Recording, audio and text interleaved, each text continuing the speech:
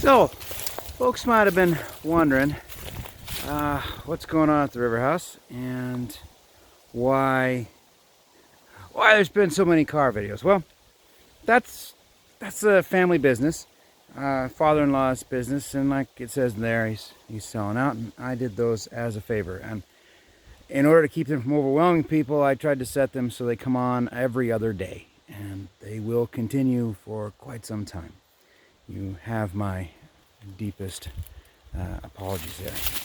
As far as how come I haven't managed to get anything as far as the house videos are concerned, I got a bunch of it filmed going back several weeks now, but I am a school teacher working 3 jobs during a pandemic. So you just gonna have to wait. In addition, it's been a little frisky around here. So yesterday I got called out of class and I was told, you might need to go. It looks like your place is on fire.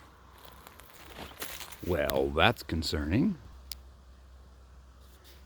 So apparently a gentleman, as does happen, was pulling a fairly large trailer with a very large pickup, and he had a flat on the rear tire, except he didn't know that. And so I guess from Perma all the way to Plains, he just kept pulling and pulling and pulling and pulling, and ended up starting fires all along the road. One of them, which burned without the neighbor's help, would have burned our place, burned up to the, a couple hundred yards, 250 yards from our place. Fire department were on it super duper fast. This is Confederated Salish and Kootenai fire, and those guys kicked some serious ass. They got in here, fallen trees while they were burning, and got it all knocked down. I left school and fired up the excavator, and I brought her down to the edge of the road, but luckily I didn't need that. So we spent the time with a string mower I had purchased a while back, and knocked down some of the brush around the log cabin, figuring that if anything was going to burn up, it was probably going to be that. So, long story short, that's why no videos. Boy, these guys did a lot of work in here. Awful lot of work.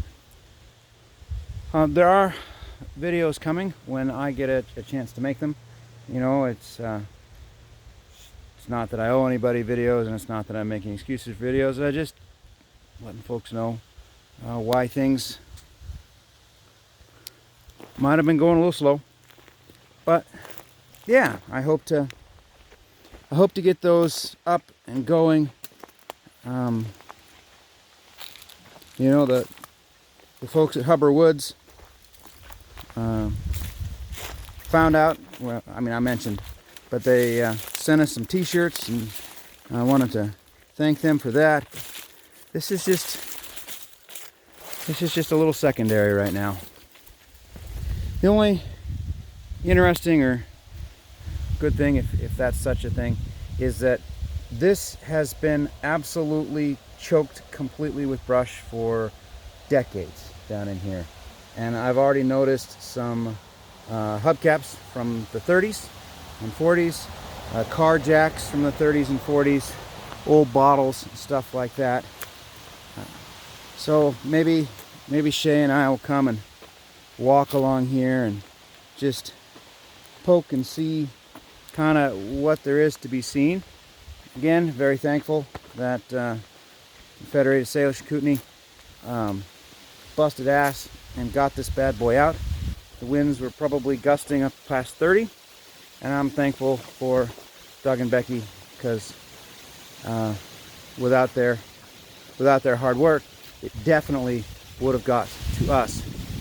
See, right over there, somebody's trailer loading ramp. All sorts of cool things down here. But anyways, yeah, hopefully, Doug, your hair on your arm will grow back in sometime later. But yeah, this is it. This is what we've been doing. It turns out that teaching in a pandemic, when nobody can agree whether or not to take laws seriously or not, is very, very hard and very, very stressful. So it has been the hardest in my 17 years. But we'll get it, and we'll get those videos up, and we'll be back.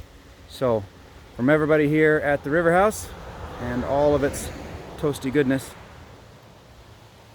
to all of you, thanks for hanging in there with us.